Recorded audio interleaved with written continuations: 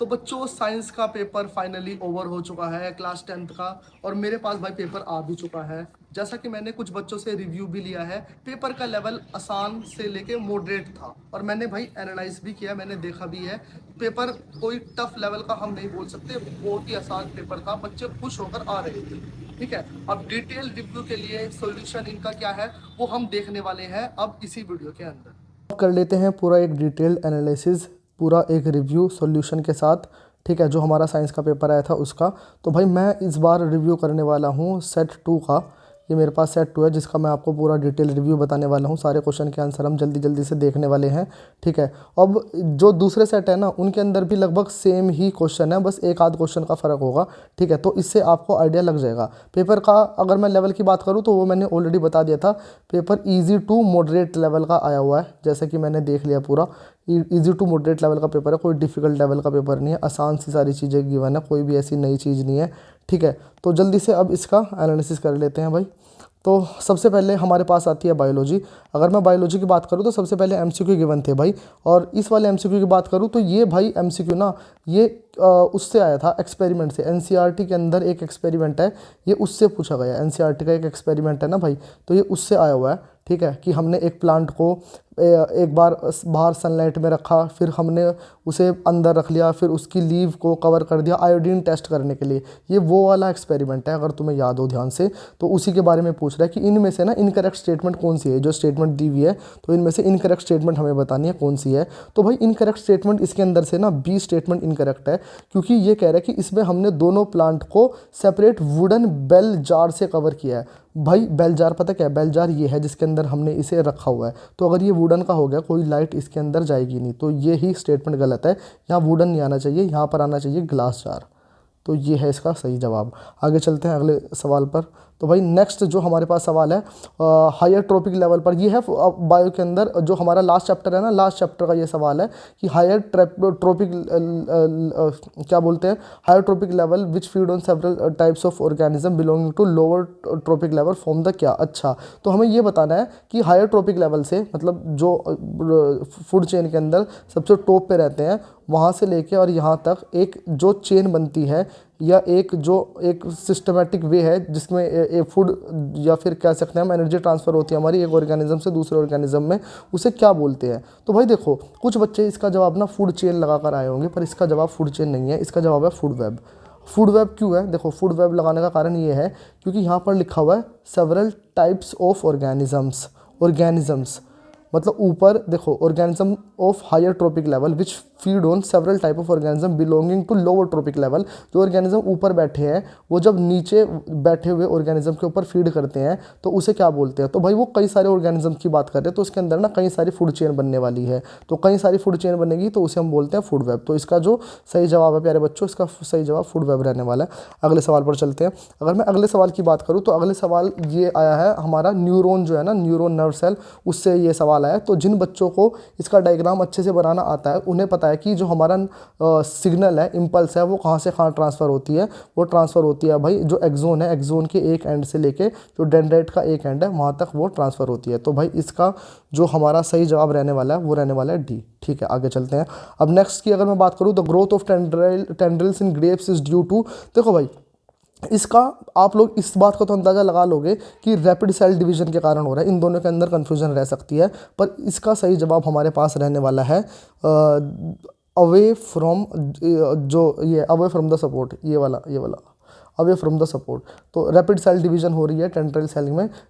कहाँ rapid division हो रही है? जो सपोर्ट के पास है या सपोर्ट के दूर है? जो सपोर्ट के दूर है, ये इसका सही जवाब है। डिटेल्ड देखो, डिटेल में मैं नहीं जाना चाह रहा हूँ भाई, क्योंकि वीडियो ना बहुत ज़्यादा ही लंबी बन जाएगी। मैं सिर्फ आपको ये बताने वाला हूँ कि सही आंसर क्या है, थोड़ा थोड़ा एक्सप्लेनेशन करते हुए। डिटेल्ड के लिए ना आप मेरे यूट्यूब चैनल को सब्सक्राइब कर देना, इसके ऊपर वीडियो आप देख लेना। ठीक है, इस पर वीडियो आ जाएगी जल्दी ही। अब चलते हैं नेक्स्ट सवाल पर। नेक्स्ट सवाल दे रखा है कि इन इन accumulation of toxic substances at higher trophic level of an ecosystem through the food chain which of the following organism is affected the most। अच्छा, तो ये कह रहे हैं कि सबसे ज़्यादा इफेक्ट कौन होगा अगर हम हायर ट्रॉपिक लेवल पर ना, हायर ट्रॉपिक लेवल पर टॉक्सिक सब्सटेंस ऐड कर देंगे। तो हायर ट्रॉपिक लेवल पर कौन रहते हैं? हायर ट्रॉपिक लेवल पर ह्यूमन बींग रहते हैं, तो वो सबसे ज़्यादा इफेक्ट होने वाले हैं। तो ये इसका सही जवाब है। चलते हैं नेक्स्ट सवाल पर। नेक्स्ट सवाल है भाई, in plant role of cytokinin. बड़ा आसान सा सवाल है यार, मतलब ये तो बिल्कुल ऐसा है कि आपके नोट्स में होगा ही होगा। इसका जवाब है कि साइटोकिनिन क्या करते हैं, वो प्रमोट करते हैं सेल डिवीजन को, सेल को मतलब डिवाइड करने का काम करते हैं। आगे चलते हैं। नेक्स्ट जो हमारे पास सवाल है वो है भाई हमारे पास, ठीक है, रिप्रोडक्शन चैप्टर से, और रिप्रोडक्शन में भी किससे? सेक्स और रिप्रोडक्शन से। और सिंपल से सवाल पूछ लिया कि जो chromosome, the number of chromosome in parent and offspring of a particular species undergo sex और reproduction remain constant due to. अच्छा, वो जो क्रोमोजोम है सेक्स और रिप्रोडक्शन के टाइम पे वो कांस्टेंट रहते हैं, इसके उस कांस्टेंट क्यों रहते हैं? उसका कारण क्या है? उसका कारण है भाई कि D option, halving of chromosome at the time of gamete formation, क्योंकि वो हाफ हो जाते हैं गैमेट फॉर्मेशन के दौरान। तो ये इसका सही जवाब है। आगे चलते हैं। अब भाई देखो, अब अगर मैं इनकी बात करूँ, असर्शन रीज़न वाले की बात करूँ, तो असर्शन रीज़न थोड़े से हार्ड लगते हैं बच्चों को, पर मैं कोशिश करूँगा थोड़ा सा, मतलब सही तरीका क्या होना चाहिए उन्हें डिटेक्ट करने का, पता करने का। तो देखो, असर्शन रीज़न के अंदर आपको क्या काम करना है, जो पहले दोनों चीज़ें पढ़ो। पहले ये जो दोनों स्टेटमेंट दी हुई है ना, ये आपको पढ़नी है, इतना काम करना है। और पढ़ के ये बात अपने ये चीज़ आपको पता करनी है, क्या ये बात सही है गलत है, बस इतना करो। ये बात सही है गलत है, इतना कर लो। तो भाई अगर मैं पहली बात करूँ, तो पहली बात दी हुई है हमें, the basic filtration unit in the kidney like in the lungs is a cluster of very thin walled blood capillaries. बिल्कुल सही बात है, जिन्होंने अपने नोट्स में पढ़ी होगी, बिल्कुल सही बात है, बेसिक सी बात है, कोई सोचने समझने वाली बात भी नहीं है, ये पढ़ी होगी। दूसरी बात, each capillary cluster in the kidney associated with the cup shaped end of a coiled tube called Bowman capsule. ये बात भी बिल्कुल सही है भाई, ये दोनों बातें बिल्कुल सही है। अगर ये दोनों बातें बिल्कुल सही है ना, तो भाई हमारा जो आंसर होगा वो ए या बी में से होने वाला है। ठीक है, ए या बी में से होने वाला है। अब हमें पता कैसे करना है ए है या बी है, सिर्फ इतनी सी बात है, इसके आगे ना बिकॉज लगा दो, बिकॉज।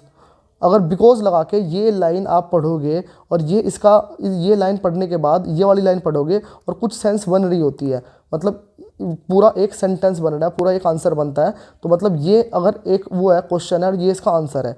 ठीक है, अगर इस हिसाब से ये सेट बैठ रहा है पढ़ते हुए बिकॉज लगाने के बाद, तो ये इसका आंसर हो रहने वाला है हमारा ए। अगर ऐसा नहीं है, ये बिल्कुल डिफरेंट तरीके से सही है, अलग वे में सही है, और ये अलग वे में सही है, और इससे कोई लेना देना नहीं है, तो आंसर कौन सा होता है? तब आंसर हमारा हो जाता है भाई कौन सा? बी। तो अगर मैं इसकी बात करूँ, तो यहाँ पर ये दोनों इंडिविजुअल रूप से सही है, पर ये इसका सही जवाब नहीं है, इसका इससे कोई लिंक नहीं है, तो आंसर रहने वाला है यहाँ पे बी। आगे चलते हैं। तो अगर मैं 9th क्वेश्चन की बात करूँ, तो 9th क्वेश्चन की ये बात कर रहा है कि ओजोन जो हमारे पास गैस है at higher level of atmosphere is a product of UV radiation acting on the oxygen. हाँ, बिल्कुल सही बात है। और the amount of ozone in the atmosphere began to drop sharply in 1980। देखो, ये ना थोड़ा सा एक टेक्निकल सवाल है, ये जिन बच्चों को पता है इसके अंदर थोड़ा चाहिए भाई, है ना, इसके अंदर अब बच्चा फिर तुक्का मार के आएगा। तो अगर मैं इसकी बात करूँ, तो 1980 के अंदर ओजोन लेवल ड्रॉप हुआ था। हाँ, ये ड्रॉप हुआ था। और क्या ये इसका कारण है? पर अगर आप इसमें बिकॉज लगा के इसे पढ़ोगे तो कोई सेंस नहीं बनेगी। तो भाई ये दोनों आपस में सही है, पर ये इसका सवाल सही जवाब नहीं है, तो इसका भी होगा हमारा बी ऑप्शन। आगे चलते हैं। What kind of respiration provide more energy? कौन सा रेस्पिरेशन ज़्यादा एनर्जी प्रोवाइड कराता है? तो सिंपल सी बात है, दो टाइप के रेस्पिरेशन होते हैं, एक होता है एरोबिक और एक होता है एनारोबिक। अगर मैं एरोबिक की बात करूँ, तो इसके अंदर हम ऑक्सीजन यूज़ करते हैं, और एनारोबिक रेस्पिरेशन के अंदर हम ऑक्सीजन को यूज़ नहीं करते, और जिसके अंदर ऑक्सीजन को यूज़ करते हैं उसके अंदर हमें ज़्यादा एनर्जी मिलती है, 38 ATP। अगर आपको याद हो, आपने करा होगा। तो सिंपल सी बात है, इसकी पूरी इक्वेशन लिखनी थी और इसका आंसर लिखना था आपको एरोबिक रेस्पिरेशन, उसके अंदर ज़्यादा एनर्जी मिलती है। क्यों? पूरी इक्वेशन लिख देना। ठीक है, अब आगे चलते हैं। ये डब्बा भरना था भाई। अब ये डब्बा अगर आप लोगों ने पढ़ा है, इसके बारे में अगर आपने पढ़ा है, तो आप इजीली भर सकते हो। तो आपको ये बताना है फिश का कितना चैम्बर हर्ट है, तो अंदाज़ा भी लगा सकते हो यार, यहाँ 4 है, यहाँ 3 है, तो यहाँ ऑफकोर्स सी बात है 2 ही आएगा। तो भाई यहाँ 2 आने वाला है। ठीक है, अब यहाँ डब्बा भरते हैं। ये कह रहा है 3 चैम्बर हर्ट किसका होता है? तो अगर मैं बात करूँ 3 चैम्बर हर्ट की, तो 3 चैम्बर हर्ट बेटा एम्फीबियन या रेप्टाइल का होता है। रेप्टाइल का, जो रेप्टाइल्स होते हैं उनका 3 चैम्बर हर्ट होता है, एम्फीबियन भी बोल सकते हो। अब यहाँ पर ये 4 चैम्बर हर्ट वाले की बात कर रहा है, तो यहाँ पर हमें लिखना था कि टाइप ऑफ सर्कुलेशन, कौन सा सर्कुलेशन होता है जिसमें 4 चैम्बर हर्ट है, तो उनमें बेटा होता है डबल सर्कुलेशन, वहाँ होता है डबल सर्कुलेशन। ठीक है, ये इसका सही जवाब है। आगे चलते हैं। Which type of circulation is most efficient? कौन सा मोस्ट एफिशिएंट है? Double circulation is most efficient, ये लिखना था। ये कितना आसान है यार। अगला सवाल, in the following food chain 5 joule of energy is available to man, calculate how much energy was available to the producer level. अच्छा, मैन के पास 5 जूल की एनर्जी अवेलेबल है, मैन के पास 5 जूल की एनर्जी अवेलेबल है, और आपको बताना है प्रोड्यूसर लेवल पर कितनी एनर्जी होगी, प्रोड्यूसर लेवल पर कितनी एनर्जी अवेलेबल होगी, ये हमें बताना है। तो भाई एक बात बताओ, अगर इसके पास 5 जूल है तो इसके पास 50 है, और इसके पास कितनी होगी 500 जूल। सिंपल सा आंसर है, अगर आप लोगों ने पढ़ा होगा 10% लॉ के अकॉर्डिंग 10% बढ़ती हुई चली जाएगी नीचे की तरफ, और ऊपर की तरफ घटती हुई चली जाएगी। ठीक है, अब बात कर लेते हैं अगले सवाल की। अगला सवाल हमारे पास है, ये बहुत आसान सवाल है, ये भाई हमारी बायोलॉजी का वो है, मोनो हाइब्रिड वाला है ना, जो मोनो हाइब्रिड वाला, तो ये उसका सवाल दिया हुआ है। तो इसके अंदर करना क्या है, देखो इसे ध्यान से समझ लेते हैं। तो भाई इसमें हमें बताना है, देखो इसे करके दिखाना पड़ेगा, थोड़ी सी स्पेस मुझे बनानी पड़ेगी इसे करने के लिए ना। तो ये बताना है, देखो ये कह रहा है कि हमारे पास ना ब्लू कलर के फ्लावर है, जिनका हमें वो दिया हुआ है, क्या बोलते हैं उसे, जीनोटाइप दिया हुआ है बीबी। ठीक है, जीनोटाइप दिया हुआ है बीबी, और वाइट कलर के फ्लावर है, उनका जीनोटाइप दिया हुआ है छोटा बी है ना, उसका कैपिटल बी, इसका स्मॉल बी। तो हमें क्या क्या चीज़ें बतानी है कि F1 के अंदर हमें कौन से फ्लावर मिलेंगे। तो भाई देखो इसके अंदर ना कुछ नहीं करना, इसके अंदर क्रॉस ब्रीडिंग करके दिखानी पड़ेगी हमें। कैसे, देखो अगर मैं थोड़ा जूम करके आपको दिखा देता हूँ, ये मेरे पास क्या चीज़ है, ये मेरे पास है सपोज बिल्कुल ही ब्लू वाले, अरे ये तो बड़ा डार्क चल गया, थोड़ा सा इसे, तो ये मेरे पास है भाई छोटा बी, और यहाँ पे आ गया सॉरी बड़ा बी, कैपिटल बी, और यहाँ पे आ गया स्मॉल बी। अब मैं इनकी क्रॉस ब्रीडिंग अगर कराऊंगा इसके साथ, तो यहाँ पे आएगा कैपिटल बी स्मॉल बी, और यहाँ बेटा आने वाला है बड़ा बी और छोटा बी। ठीक है, यहाँ आने वाला है बड़ा बी और छोटा बी, और यहाँ आएगा बड़ा बी और छोटा बी। अब बेटा एक बात बताओ, इसके अंदर डोमिनेटिंग कौन सा होता है, कैपिटल लेटर वाला। कैपिटल लेटर का मतलब है ब्लू, तो यहाँ पर कैसा प्लांट होगा, ब्लू, यहाँ भी कैसा होगा, ब्लू, फ्लावर कैसा होगा, ब्लू, और यहाँ पे कैसा होगा, ब्लू। तो भाई सारे ही ब्लू है। तो फर्स्ट सवाल हमसे क्या पूछ रहा है, फर्स्ट सवाल हमसे यही पूछ रहा है कि state the colour of the flower you expect in F1 progeny. ये F1 प्रोजनी है, F1 प्रोजनी, वो कह रहा है F1 प्रोजनी में कैसा फ्लावर होगा। तो हमें दिखाई दे रहा है भाई सारे ही ब्लू कलर के हैं, तो हमारा पहला आंसर होना चाहिए ब्लू। F1 के अंदर क्या होगा, ब्लू वाले होने चाहिए। अगला सवाल पढ़ लेते हैं। अगला सवाल ये हमसे कहना चाह रहा है कि हाँ, what must be the percentage of white flower plants in the F2 generation if F1 plants are self pollinated। F2 जो है भाई, F2 जनरेशन मतलब दोबारा इसका हमें वो करना पड़ेगा, पोलिनेशन करना पड़ेगा, तब हमें क्या मिलेगा। F1 का पोलिनेशन करेंगे तो F2 के अंदर वाइट फ्लावर की परसेंटेज बताओ, सिंपल सी बात है। तो पहले F2 में करके देख लो ना क्या मिल रहा है। तो F2 में करने के लिए हमें इसके अंदर से कोई से भी दो उठाने पड़ेंगे, कोई से भी दो उठा लो इसके अंदर, क्योंकि सेम ही है चार रो। तो भाई मैं इधर से फिर कोई से भी दो उठा लेता हूँ, यहाँ पे लिख देता हूँ मैं। तो मैंने कोई से भी दो उठाए, तो बड़ा बी छोटा बी, बड़ा बी छोटा बी, तो ये तो हो गया F1। देखो ये हो गया था F1 हमारे पास जनरेशन। अब F2 जनरेशन के लिए हमें F1 जनरेशन में से उठाने पड़ेंगे दो। तो अगर मैं इसकी क्रॉस ब्रीडिंग कराऊँ तो बच्चों ये इधर आया, ये इधर आएगा, तो बड़ा बी और बड़ा बी, फिर इसकी मल्टीप्लाई किसके साथ करेंगे, इसके साथ करेंगे। मैं मल्टीप्लाई बोलता हूँ इन्हें, है ही मल्टीप्लाई आ रही है, बड़ा बी छोटा बी, फिर भाई इसकी मल्टीप्लाई इसके साथ करेंगे तो आएगा बड़ा बी, और फिर छोटा बी, और फिर इसकी मल्टीप्लाई इसके साथ करेंगे तो प्यारे बच्चों यहाँ पे आएगा छोटा बी और छोटा बी। अब मुझे बताना वाइट फ्लावर की परसेंटेज। एक बात बताओ, वाइट फ्लावर कितने हो, कौन से होंगे। पहले ये वाला फ्लावर क्या होगा, ये होगा ब्लू, ये तो होगा ब्लू, क्योंकि दोनों ही बड़ा बी ब्लू। और ये यहाँ पे क्या होगा, यहाँ पे बी वाला बड़ा बी, जो कैपिटल बी है, कैपिटल बी ब्लू है और स्मॉल बी वाइट है। ठीक है, लेकिन डोमिनेटिंग के नेचर के अकॉर्डिंग ये ब्लू बन जाएगा, क्योंकि भाई डोमिनेटिंग नेचर किसका, कैपिटल वाले का, तो ये ब्लू ही होगा, और ये वाला भी ब्लू ही होगा, और ये वाला वाइट होगा, क्योंकि दोनों ही छोटे बी हैं, तो दोनों ही क्या है, वाइट है, तो वाइट ही होने वाला है। अब कह रहा वाइट की परसेंटेज कितनी है, यार परसेंटेज निकालनी आती होगी ना तुम्हें। तो वाइट की अगर मैं बात करूँ, वाइट कितना है हमारे पास, वाइट का नंबर 1 है, और ब्लू का नंबर कितना है, ब्लू हमारे पास कितने हैं, ब्लू हमारे पास 3 है। तो वाइट कैसे निकलेगा, वाइट की परसेंटेज निकलेगी 1 अपॉन टोटल कितने हैं 4 इंटू 100 कर दो, ये कट गया, इससे कितना आ गया 25। तो हमारा आंसर आ गया 25%। तो ये हमारे सेकंड वाले का आंसर आ गया कितना भाई, इस वाले का आंसर आ गया हमारा 25%, इस वाले का आंसर है 25%, और इस वाले का आंसर हमारा ब्लू। अब ये क्या कह रहा है, state the expected ratio of genotype बड़ा बी एंड छोटा be in the F2 progeny. ठीक है, बता दो। ये कह रहा है बड़े बी और छोटे बी की हमें क्या बतानी है, इसकी हमें वो बतानी है कि परसेंटेज कितनी है किसकी। तो भाई अगर मैं बात करूँ बड़ा बी और छोटा बी, तो बताओ बड़े बी कितने हैं, यहाँ पे देख लो। बड़े बी कितने हैं, एक ही है। और छोटा बी कितना है, छोटा बी भी एक ही है। तो रेशो कितनी निकल गई इसकी, रेशो निकल गई 1:1। आया समझ। तो ये इसका वाला आंसर है, इसका आंसर है 1:1। आसान सा आंसर, कोई डाउट इसके अंदर। चलो अब चलते हैं आगे। अब पेन का साइज थोड़ा सा बड़ा कर लेता हूँ भाई। अरे ये क्या खुल गया, ये पेन। ठीक है, अब मैं अगले सवाल की बात करता हूँ भाई। अगले सवाल के अंदर कह रहे हैं in xylem tissue vessel and tracheid of the root stem vessel are interconnected to form a continuous system of water conducting channel reaching all part of the plant, explain how this achieved. अच्छा, ये कह रहे हैं ये हो कैसे रहा है यार, मतलब ये पूछना चाह रहा है। ये उस चैप्टर के अंदर है यार, लाइफ प्रोसेस चैप्टर के अंदर है, जो वो वाला था ना, ट्रांसपिरेशन वाला प्रोसेस था, जिस ट्रांसपोर्टेशन जिसके अंदर वाटर एंड मिनरल्स जाते थे ना, ये उस टॉपिक के अंदर से पूछा गया है। ये कह रहा है कि प्लांट के अंदर वाटर और मिनरल्स कैसे जाते हैं, किस प्रोसेस से जाते हैं, तो वो पूरा आपको एक्सप्लेन करके लिखना था। क्या ऐसे कारण है कि जो वाटर है वो वाटर ऊपर तक जाता है। तो भाई इसके दो कारण हैं, अगर आपको पता होगा। तो पहला है कि ट्रांसपिरेशन पुल, एक तो हो गया ट्रांसपिरेशन पुल। ठीक है, ट्रांसपिरेशन पुल करता है। ठीक है, और दूसरा हो गया रूट प्रेशर। तो इसके अगर आप ये दो शब्द लिख के आओगे ना, ये दो शब्द लिख के आओगे और कहानी बना के लिख दोगे इन दोनों को मिला के कि भाई रूट नीचे से प्रेशर लगाती है और ऊपर से ट्रांसपिरेशन के कारण वाटर इवेपोरेट होता रहता है और वो भाई उसे खींचता रहता है। ऊपर से लीव्स खींचती है पानी को, नीचे से रूट प्रेशर लगाती है। तो इसके कारण से जो वाटर और मिनरल्स है वो ऊपर की तरफ जाते रहते हैं। तो ये लिख दोगे तो पूरे नंबर मिलने वाले हैं, जिसने अगर ये दोनों शब्द लिखे होंगे। ठीक है, आगे चलते हैं। अब बात कर लेते हैं 15वें सवाल की। तो खुद एक बहुत अच्छा सा पैराग्राफ दे रखा है, तो अगर आप इस पैराग्राफ को पढ़ना चाहते हो तो आप पढ़ लो। मैंने ऑलरेडी पढ़ लिया है। इसके अंदर ये बात कर रहा है, मतलब जो अपना ड्राई कंडीशन के अंदर जो प्लांट वगैरह रहते हैं ना, उनके बारे में बात कर रहा है। तो अगर सवाल भी पढ़ोगे पहला, तो सवाल से ही पता लग जाएगा। ये कह रहा है which process in this plant is minimize to help the plant survive in dry condition. पहला सवाल पढ़ोगे तो ये पैराग्राफ पढ़ने की जरूरत भी नहीं पड़ेगी। ये कह रहा है कि ड्राई कंडीशन में जो प्लांट है वो कैसे सर्वाइव कर सकते हैं। तो भाई वो ना ट्रांसपिरेशन करते हैं, इसलिए वो सर्वाइव कर जाते हैं। दूसरा सवाल है which part of the leaf is responsible for the exchange of gases during photosynthesis. बच्चों को पता है, गली मोहल्ले में पता है कि स्टोमेटा के कारण ऐसा होता है।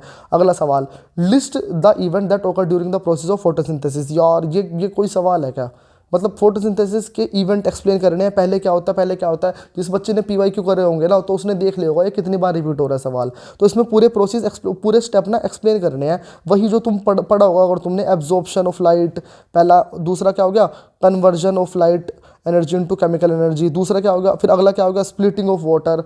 ठीक है, ये सारे एक्सप्लेन करने हैं इसके अंदर, सारे स्टेप जो फोटोसिंथेसिस के। अगला सवाल, when are such desert plant likely to take in carbon dioxide from environment unlike other plant। देख यार, अगर ये समझ नहीं आ रहा ना, तो इसके लिए पैराग्राफ पढ़ लो। ये कह रहा है कि जो डेजर्ट के जो वो है प्लांट्स है, वो कार्बन डाइऑक्साइड कब लेते हैं एनवायरनमेंट से।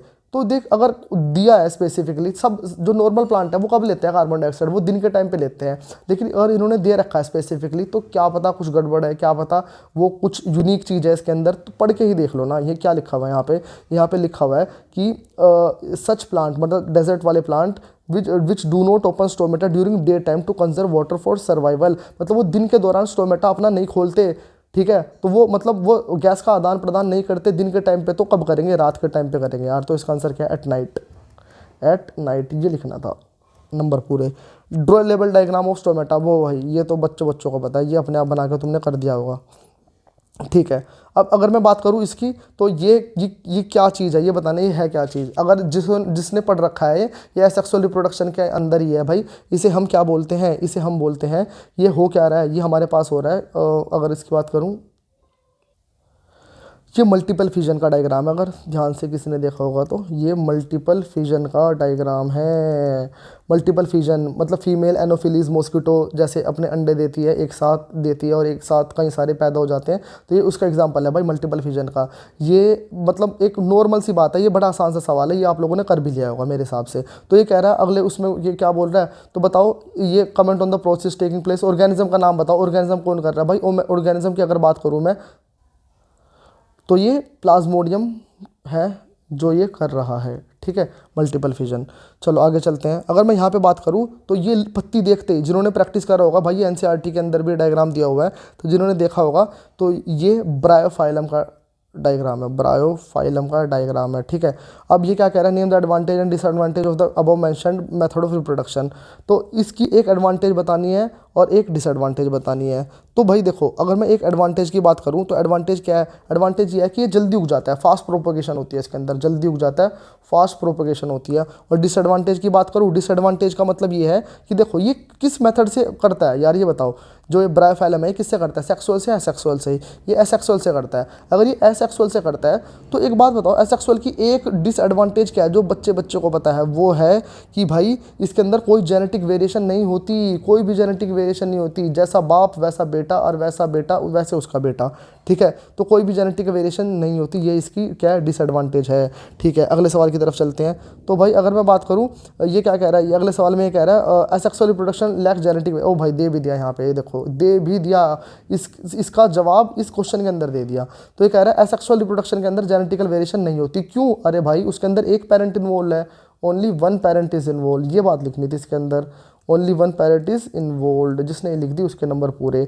Y higher organism resort to sexual reproduction in spite of its complexity. तो ये कह रहा है कि जो हायर ऑर्गेनिज्म है ना, तो वो सेक्सुअल रिप्रोडक्शन की तरफ क्यों बढ़ते हैं, क्योंकि भाई उसके अंदर जेनेटिकल वेरिएशन है, सिंपल सी बात है, ठीक है भाई। अब चलते हैं अगले सवाल की तरफ। अगला हमारे पास पार्ट आ जाता है किसका, केमिस्ट्री का। तो केमिस्ट्री देख लेते हैं भाई। अगर केमिस्ट्री की बात करूँ तो पहले सवाल का क्या जवाब होगा, तो भाई पहला सवाल कह रहा है जिंक रिएक्ट करेगा जब Zn रिएक्ट करेगा किसके साथ, NaOH के साथ। तो Zn NaOH के साथ रिएक्ट करेगा तो बेटा क्या बनाएगा, ये बनाएगा सोडियम जिंकेट। तो आंसर है इसका सी। अगले सवाल की तरफ चलते हैं। अगला सवाल कह रहा है, इस सवाल के अंदर ये कह रहा है कि ये बल्ब जलाना है, ये बल्ब कब चलेगा। तो देखो भाई नीचे हमने एक बार ग्लूकोज डाल दिया, एक बार एल्कोहल डाल दिया, एक बार डाल दिया डाइल्यूट HCl। तो भाई देखो ये तब जलेगा जब यहाँ से जो हमारे वो है आयंस है, आयंस स्प्लिट होंगे तभी तो चलेगा ना। तो आयंस किसके अंदर स्प्लिट होंगे, इसके अंदर स्प्लिट होंगे H+Cl- KN। तो जो डाइल्यूट HCl है वो जल्दी टूट जाएगा H+Cl- आयन के अंदर, और आयन क्या काम करेंगे, चार्ज है, चार्ज कैरियर है, वो इधर से उधर जाएंगे तो इलेक्ट्रिसिटी कंडक्ट होगी, मतलब ये बल्ब जल जाएगा, ये नहीं टूटेगा आयंस के अंदर, ये भी नहीं टूटेगा। तो आंसर इसका है 3। आगे चलते हैं। तो कह रहा है the reaction of the calcium with cold water. अब reaction of the calcium with cold water ये कैसा प्रोसेस है यार, कैल्शियम की रिएक्शन अगर कोल्ड वाटर के साथ भी कराएंगे ना तो भाई ये बहुत क्या होगा, मतलब एक्सोथर्मिक प्रोसेस होगा, जिसके अंदर बहुत तो नहीं होगा पर एक्सोथर्मिक प्रोसेस होगा, जिसके अंदर हीट निकलने वाली है। But the heat evolve is not sufficient for the hydrogen to catch fire. हाँ मतलब आग नहीं लगने वाली है, वेरी वोलेंट भी नहीं है, लेस भी नहीं है, सिंपल वाला है, स्लो एंडोथर्मिक तो नहीं है भाई, ठीक है। तो क्या है, एक्सोथर्मिक प्रोसेस है। आगे चलते हैं। Which of the following compound will undergo addition reaction. तो हमें ये बताना है इसके अंदर एडिशन रिएक्शन कौन करता है। तो भाई अगर आप लोग ये पढ़ के आए हो एडिशन रिएक्शन कौन करता है तो आप इजीली बता सकते हो, ये C4H8 करने वाला है, ये इसका जवाब है, ठीक है। अगले सवाल की तरफ बढ़ते हैं। तो अगले सवाल की बात करूँ मैं, सबसे ईजिएस्ट सवाल, ये ना सबसे ईजिएस्ट, सबसे ज़्यादा ईजिएस्ट सवाल होता है, ये बच्चा करके जाता है, क्योंकि सबसे पहले केमिस्ट्री के अंदर जब पहला चैप्टर पढ़ते हैं तो उसमें बच्चा बैलेंसिंग ही सीखता है और बड़ी ध्यान से करता है जब नया नया 10th के अंदर आता है। तो इसका तो हर एक बच्चे ने ही कर दिया होगा, इसका आंसर 2 होगा, इसे बैलेंस कर लेना। चलो अगले सवाल की तरफ चलते हैं। तो अगर मैं अगले सवाल की बात करूं तो देखो भाई इसके अंदर अगर आपको कलर याद है ना तो आप बड़ी अच्छे से कर लोगे। मैंने तो अपने बच्चों को ना एक कलर की पूरी PDF बना के दे रखी है, जिसके अंदर पूरी क्लास 10th केमिस्ट्री के जितने भी कलर है वो सारे कलर मेंशन्ड है, उसके बाहर कभी भी नहीं आता, और इस बार भी वो इसी PDF के अंदर से सवाल आया है, ठीक है। तो ये कह रहा है कि जब हम क्या काम करेंगे, कॉपर ऑक्साइड को बीकर के अंदर लेंगे और उसके अंदर HCl डाल देंगे, घुमाते रहेंगे तो कलर चेंज हो जाएगा। तो कलर चेंज होगा तो क्या बनेगा, कैसा कलर होगा। तो भाई इसका जवाब है हमारे पास C option, copper chloride which is blue green in colour. तो ये इसका जवाब है, कलर याद होने चाहिए तो आप आसानी से कर दोगे, इसका कोई लॉजिक नहीं है। विच of the following is an example of displacement reaction. Displacement reaction का इसमें से कौन सा एग्जांपल है। तो भाई देखो जितने ज़्यादा रिएक्टिव मेटल होंगे ना वो डिस्प्लेसमेंट रिएक्शन ही करेंगे। डिस्प्लेसमेंट मतलब हटाना, उसकी प्लेस से हटा के अपने आप बैठ जाना। तो वो कौन कर सकता है, किसको भाई, तुम क्या, तुम्हारे अंदर हिम्मत है क्या किसी को तुम उसकी कुर्सी से उठा के बैठ जाओगे, नहीं ना। किसके अंदर हिम्मत है, जो ज़्यादा ताकतवर होते हैं, जो ज़्यादा पहलवान होते हैं, जो ज़्यादा मतलब माचो मैन होंगे। तो माचो मैन मतलब the reaction of reactive metal, जो ज़्यादा रिएक्टिव मेटल होंगे ना वही तो हटा सकते हैं, वही करेंगे डिस्प्लेसमेंट रिएक्शन। तो आंसर है इसका बी। आगे चलते हैं। तो मैं भाई अगर बात करूँ अब असर्शन रीज़न की, तो असर्शन रीज़न की अगर बात करूँ तो सबसे पहले पढ़ लेते हैं ये वाला जो दे रखा option. There are large number of compound with many carbon atom link to each other. क्या ये सही है? हाँ बिल्कुल सही है। Carbon carbon bond is very stable, हाँ बिल्कुल सही है। अगर इसके आगे बिकॉज लगा के पढ़ूँ मैं, there are large number of compound with many carbon atom link to each other because carbon carbon bond is very stable. तो मुझे लगता है बात बन रही है, तो भाई आंसर मेरा ए है। ठीक है, इसका आंसर मेरा ए होने वाला है कि दोनों स्टेटमेंट सही है और वो इसका असर्शन का सही रीज़न भी है। आगे चलते हैं भाई। तो अब हमारे पास 25th क्वेश्चन है।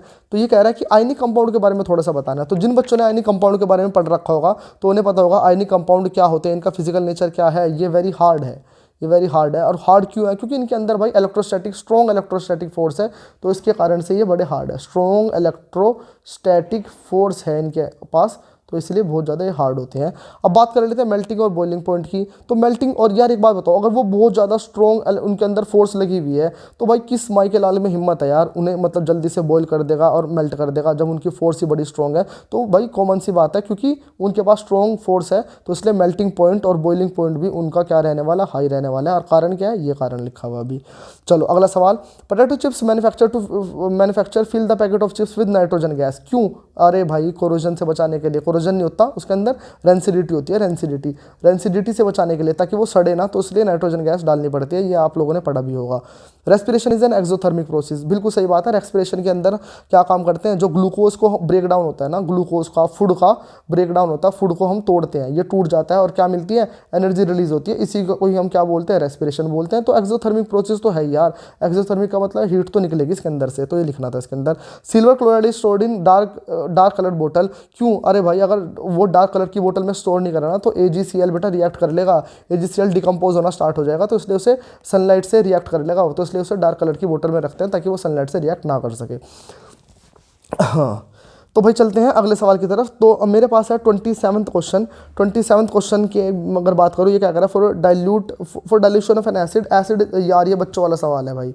For dilution of N acid, acid is added into water, not water into acid. अरे भाई एसिड ऐड कर, हम ये कह रहे हैं कि हमें क्या एसिड ऐड करते हैं वाटर के अंदर, ना कि वाटर को एसिड के अंदर। देखो देखो देखो, ये यार मैंने ये बता रखा अपने बच्चों को क्लास में। देखो, अब अगर हमें ना डाइल्यूशन करना है, डाइल्यूशन ऑफ एसिड, डाइल्यूशन का मतलब है कि मतलब जैसे कि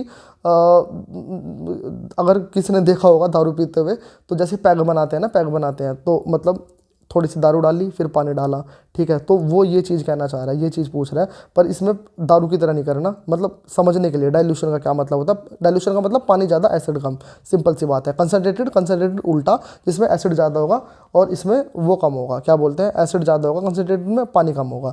अब डाइल्यूशन की बात करें कि डाइल्यूशन करने के लिए क्या करना पड़ेगा, तो यार सिंपल सी बात है, अगर हमें डाइल्यूशन करना है ना, तो भाई आपको क्या काम करना है, आपको पानी लेना है और पानी के अंदर आपको एसिड डालना है, पानी के अंदर बूंद बूंद करके एसिड डालना है, ये आपको करना है। और उल्टा क्यों नहीं करना? उल्टा इसलिए नहीं करना, अगर आपने एसिड लिया और एसिड में अगर आप पानी डालोगे ना तो एसिड की मात्रा ज़्यादा है, ठीक है, और पानी की एक एक बूंद आप डाल रहे हो तो वो छलकेगा, वो स्प्लैश करेगा। तो आपको ये चीज़ लिखनी थी, यहाँ पे लिखना था आपको स्प्लैश करेगा, इट विल स्प्लैश, ठीक है। जो ये इसका ये आपको लिखना था। Dry HCl does not turn blue red, क्या है ये? Dry HCl gas does not turn blue litmus red whereas dilute hydrochloric acid does. यार देखो, इसका जवाब ये है कि जो HCl वो है ना, मतलब लिटमस पेपर है ना, लिटमस पेपर बेटा तब काम करता है, ठीक है, लिटमस पेपर तब काम करेगा अगर हम उसे ना वेट करेंगे, तो अगर वो गीला होगा, और जब वो गीला होगा ना तब वो क्या काम करता है, तब HCl जो एसिड है, एसिड तब वो अपना जो H+ आयन है वो मतलब रिलीज कर सकता है, ठीक है। अगर वो क्या होता है, अगर वो मतलब एसिड अपनी एसिडिटी ना जब वेट होता है वो तभी वो शो करता है, तो इसका कारण ये है, ये आपको लिखना था। अब चलते हैं, क्योंकि पहले में ड्राई है, ड्राई में नहीं काम करता, डाइल्यूट में काम करेगा। अब blue copper of copper sulphate crystal turn white on heating. तो भाई देखो, इसके बारे में तो आपको ये रिएक्शन लिखनी है और इसे एक्सप्लेन कर देना है, इसमें कोई ज़्यादा कोई रॉकेट साइंस नहीं है। सिर्फ ब्लू जो रिएक्शन है इसकी रिएक्शन लिखो कि हाँ वो जब उसे हम क्या काम करेंगे, अब जब हम उसे हीट करने लगेंगे तो हीट करने के बाद जो ब्लू कॉपर सल्फेट के जो क्रिस्टल शुरू में ब्लू होते हैं तो वो बाद में जैसे जैसे हीट करते रहते हैं तो वो वाइट टर्न होते रहते हैं। तो ये आपको थोड़ा सा थ्योरी में बना के लिखना है, इसके अंदर और कोई ऐसी बात नहीं है। अगले सवाल पे चलते हैं। तो ये कह रहा है NaOH बाई क्लोर एल्कली प्रोसेस। यार देखो, ये ना बहुत आसान से क्वेश्चन है जो आपको पता होना चाहिए। NaOH कैसे बनता है, इसके लिए ना मैंने पूरी डेडिकेटेड एक वीडियो बना रखी थी केमिस्ट्री के लिए, जिसमें मैंने सारी रिएक्शन एक्सप्लेन करी थी, और वो मैंने लास्ट दिन ही डाली थी।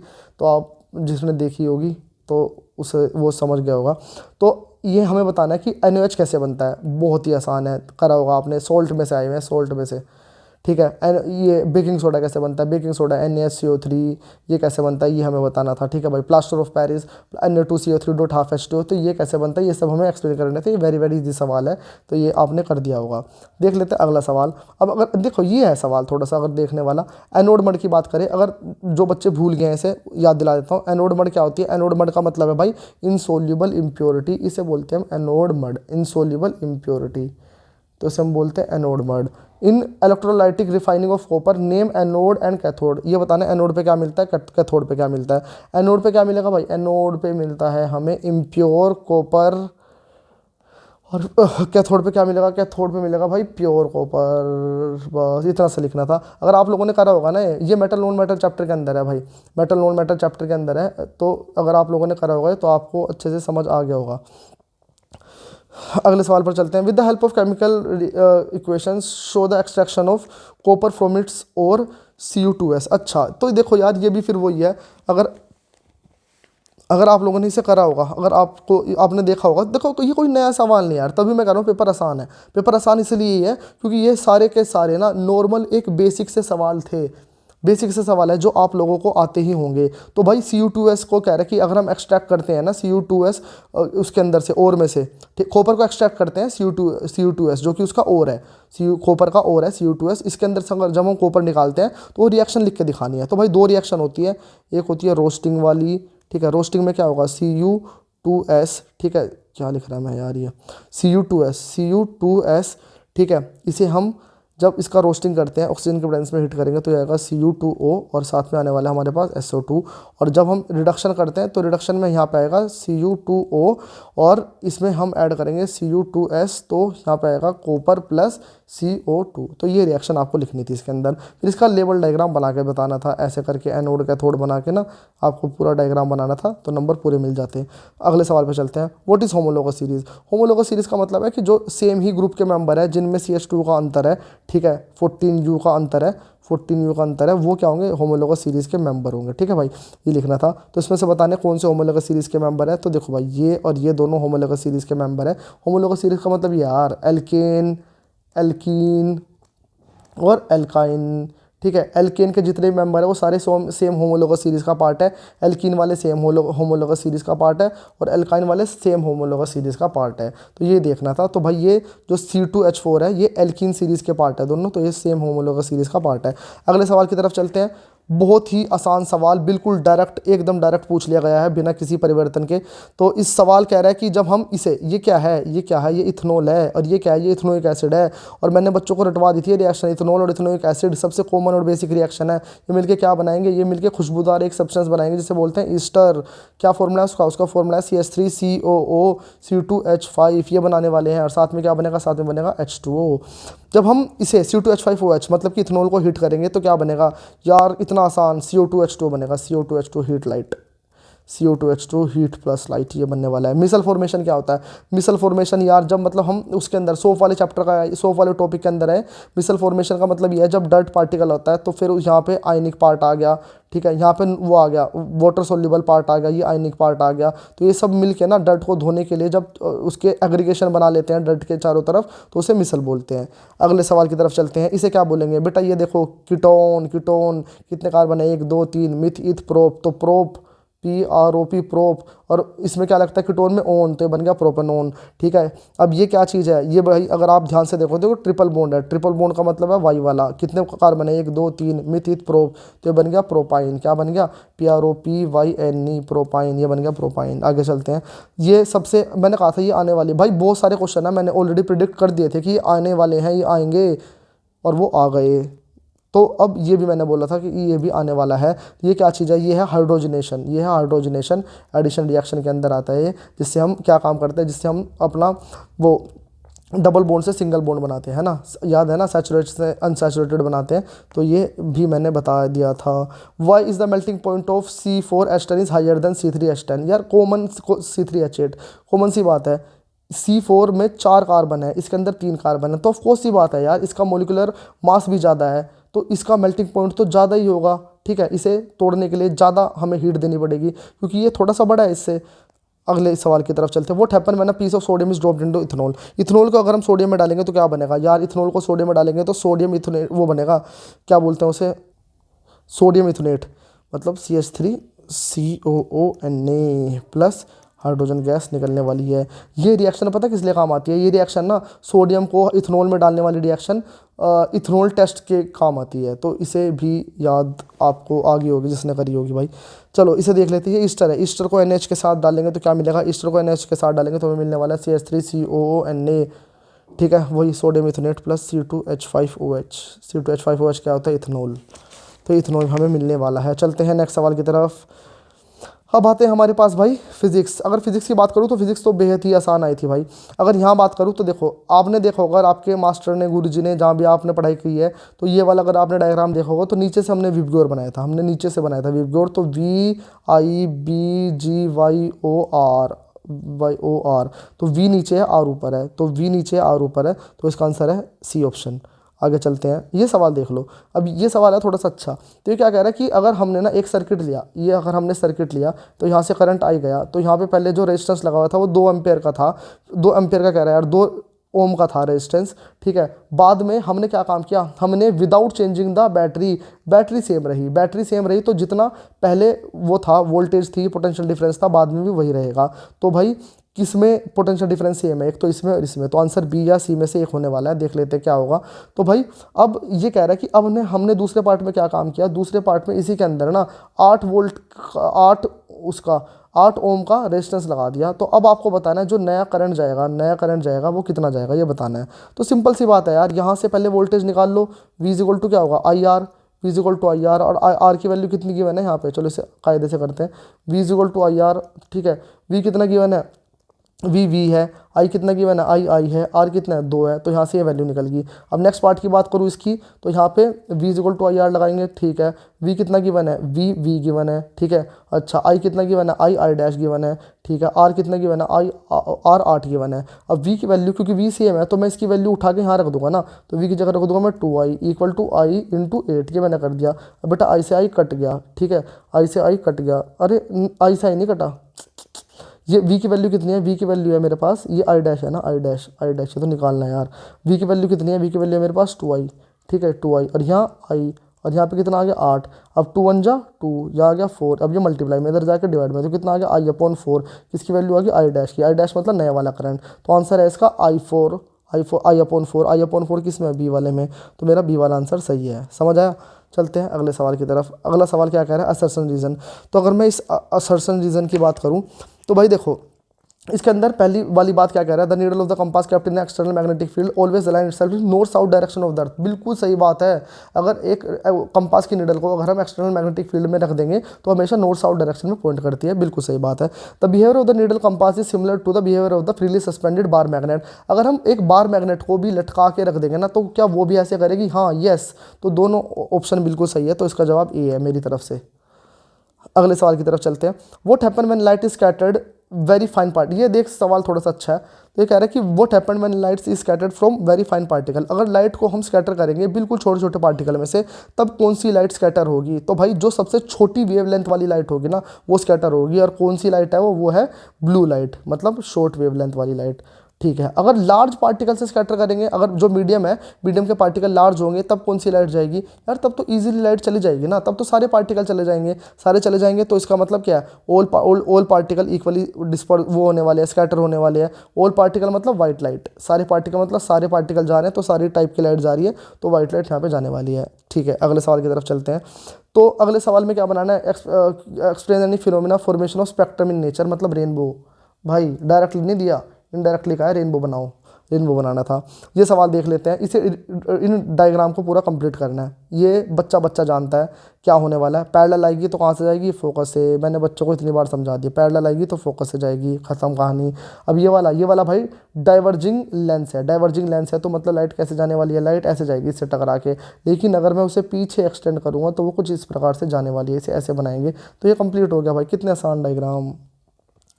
आगे चलते हैं 35 क्वेश्चन पे। ये कह रहा है maintain name the device which maintain a constant potential difference in the circuit. कौन सा ऐसा डिवाइस है जिससे हम कांस्टेंट पोटेंशियल डिफरेंस बना के रखते हैं सर्किट में, तो वो कौन सा डिवाइस है, वो है बेटा सेल या फिर बैटरी, जिसे हम कह सकते हैं। अगले सवाल की तरफ चलते हैं। Change the electric current in the circuit, जो इलेक्ट्रिक करंट को चेंज करता है, ये तुम्हें पता होना चाहिए भाई, अगर तुम्हारे गुरुजी ने तुम्हें बताया होगा। तो ये रियोस्टेट ऐसा डिवाइस है जो वेरिएबल रेजिस्टेंस प्रोवाइड कराता है, ये एक इलेक्ट्रिक करंट को सर्किट के अंदर चेंज कर देता है, ठीक है। इसका आंसर एमीटर नहीं होगा, याद रखना, अगर कुछ बच्चे लगा के आगे होंगे। और ये वाला सवाल भाई, ये वाला सवाल एनसीईआरटी का सवाल है, ये पीवाईक्यू में भी दिया हुआ है, ये कई बार आया है, ये एस चांद के अंदर भी है भाई। ये सवाल इतनी बार है, ये मैंने नोट्स में भी कराया हुआ है, हर जगह कराया हुआ है मैंने ये सवाल। ये इतना सवाल है, मतलब इसका आंसर मुझे रटा पड़ा है। आर की वैल्यू 22 ओम आने वाली है यहाँ पे, और यहाँ पे करंट की वैल्यू 10 एम्पेयर आने वाली है। देखो मैं बता रहा हूँ कैसे होगा। सबसे पहले ना, ये जो हमें गिवन है ना 110 और 5 गिवन है, ठीक है, इससे हमें सोल्व करके आर की वैल्यू निकालनी है। तो रेजिस्टेंस सेम रहेगा, V equal to I R लगा के, तो रेजिस्टेंस सेम रहेगा, तो रेजिस्टेंस निकलेगा 22। अब दोबारा इस रेजिस्टेंस आर और V से मुझे आई निकालना है, तो अब V और R से मुझे क्या निकालना है, आई निकालना है, तो वो निकलेगा 10 एम्पेयर का। ये सवाल है। चलो अगले सवाल की तरफ चलते हैं। ये सवाल बहुत आसान सवाल, मैंने ना भाई बच्चों को मतलब इतने टफ ये करवाए थे, जो सर्किट है कॉम्बिनेशन ऑफ रेजिस्टेंस के, और कितना आसान सा लल्लू सा सवाल आया। तो देखो भाई इसे कैसे सोल्व करेंगे। तो अगर मैं इसकी बात करूँ, ये दोनों किस में लगे हुए हैं, 4 और 2 किस में लगे हुए हैं, सीरीज़ में, तो ये बन गए 5। अब ये 5 और ये 5 दोनों किस में लगे हुए हैं, पैरेलल में। तो सोल्व करेंगे अगर 1/5 को, तो कितना आ जाएगा 2/5।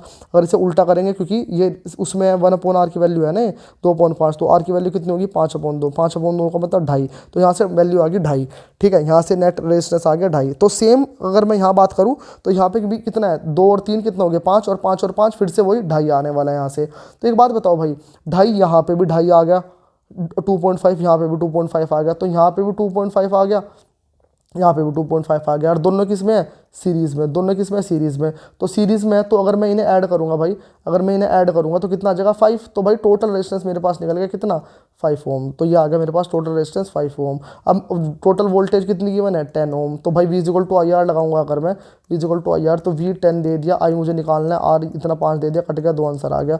तो आई की वैल्यू कितनी है, 2 एम्पेयर की।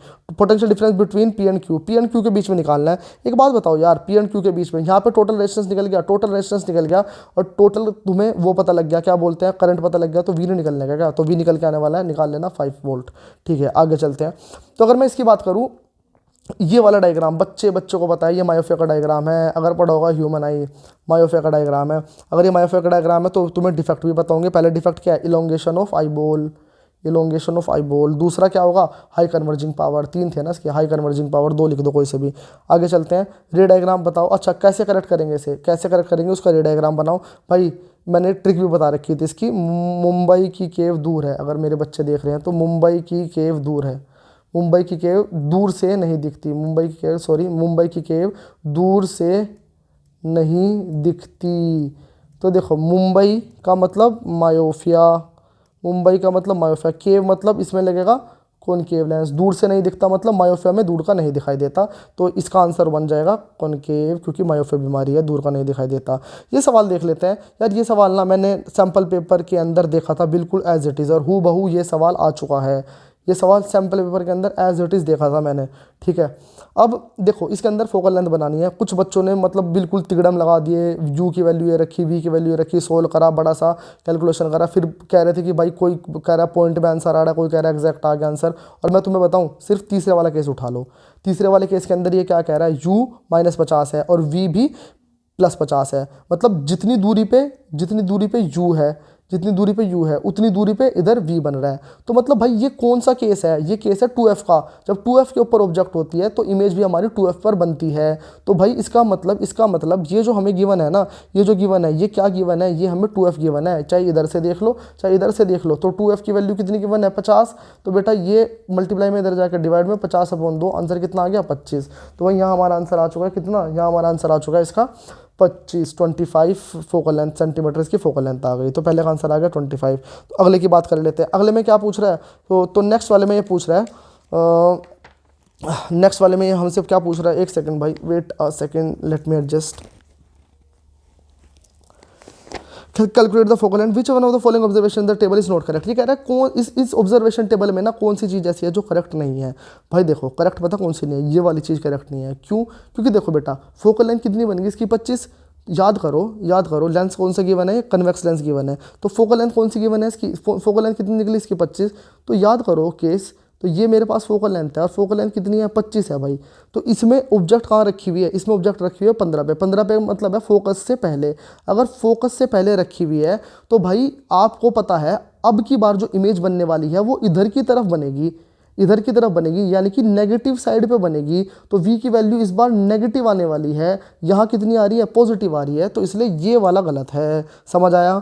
चलो आगे चलते हैं अगले सवाल की तरफ। अगला सवाल क्या कह रहा है? अगला सवाल हमसे कह रहा है कि हमें क्या बताना है, हमें जो थर्ड केस है, कौन से वाले केस है, -30 वाला केस, फिफ्थ वाला जो केस है, फिफ्थ वाले केस के लिए m की वैल्यू बतानी है। कितना आसान है यार। m का फॉर्मूला क्या है? m का फॉर्मूला है m is equal to v upon u. v की वैल्यू कितनी गिवन है? v की वैल्यू मुझे गिवन है 150 और u की वैल्यू कितनी गिवन है -30। तो इससे कट गया, कितना आंसर आ गया? -5 आंसर आ गया। मैग्नीफिकेशन ये निकालनी थी। तो भाई अब इसके बाद बड़े ही आसान सवाल है। तो इसके बाद हमारे पास आता है कि हमें बताना है name the statement, rule and statement. हमें एक कंडीशन लिख के दे दी, मतलब एक थ्योरी में जो हमने पढ़ा था ना, पढ़ के आए थे, आंसर दे दिया, क्वेश्चन बताना है। तो ये कह रहा है कि force experience by straight current can conductor placed in uniform magnetic field perpendicular. तो हमें बताना है कि हम किस रूल से डायरेक्शन बताएंगे, किस रूल से हम डायरेक्शन बताने वाले हैं इसके अंदर। तो यहाँ पे हम यूज़ करने वाले हैं फ्लेमिंग का लेफ्ट हैंड रूल। और magnetic field produce around the straight line conductor carrying current. तो यहाँ पे अगर हमें डायरेक्शन बताना है तो किस रूल से हम बताने वाले हैं, यहाँ पे हम बताएंगे उसका मैक्सवेल का राइट हैंड रूल, मैक्सवेल का right hand thumb rule, Maxwell का राइट हैंड थंब रूल, इससे हम बताने वाले हैं। अगले सवाल की तरफ चलते हैं। तो कह रहे हैं differentiate between magnetic field due to magnetic field due to bar magnet and magnetic field due to current carrying solenoid. तो यार इसमें ना बना के दिखा दो, उन्हें बना के दिखा दो, bar magnet, north pole, south pole, ऐसे बना दो। ये डिफरेंशिएट कह रहा है, ठीक है, तो बना के दिखा दो ना। उसके अंदर क्या है, इसके अंदर सोलेनोइड बना देना जो आपने सीखा होगा, ठीक है, ऐसे करके। तो यहाँ पे मैग्नेटिक फील्ड लाइन्स ऐसे ड्रॉ कर दो, तो बना के दिखा दो, इसमें और कुछ नहीं करना। अगले सवाल की तरफ चलते हैं।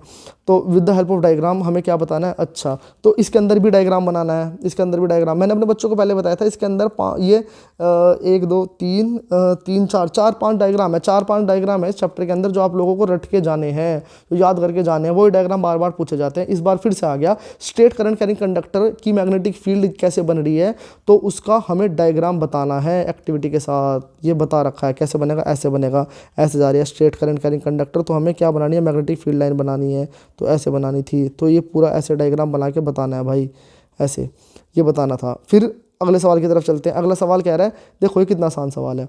ये कह रहा है कि हमें सिर्फ इसके अंदर ये बताना है कि इसके अंदर कि ये जो मैग्नेटिक फील्ड वो मैग्नेटिक फील्ड लाइन कैसे बनेगी अगर करंट ऐसे जा रहा है। तो भाई राइट हैंड, मैक्सवेल का राइट हैंड थंब रूल लगाएंगे तो मैग्नेटिक फील्ड लाइन कुछ इस प्रकार से बन जाएगी। ऐसे ही इसके अंदर नीचे की तरफ जा रहा है तो उल्टा बनेगा, तो इधर से ऐसे बनेगी, इधर से ऐसे बनेगी, इधर से ऐसे बनेगी। अब ये बताना है इन दोनों के अंदर, ये बताना है इसके अंदर डायरेक्शन बताना था बस। अब ये बताना है कंपेयर करो मैग्नेटिक फील्ड स्ट्रेंथ। यार मैग्नेटिक फील्ड स्ट्रेंथ डिस्टेंस के इन्वर्सली प्रोपोर्शनल है, मतलब यहाँ मैग्नेटिक फील्ड स्ट्रेंथ ज़्यादा होगी इस वाले पे और इस वाले पे कम होगी। तो ये थे भाई आपकी साइंस के पूरे सवालों के जवाब।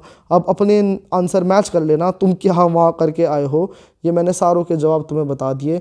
और देख अच्छा ही होगा यार, पेपर आसान पेपर था मेरे हिसाब से। चेकिंग भी इजी ही करेंगे, 10th क्लास के अंदर है वैसे यार, सबके अच्छे ही नंबर आएंगे। मेरा आशीर्वाद तुम्हारे साथ है, ठीक है। आसान पेपर था।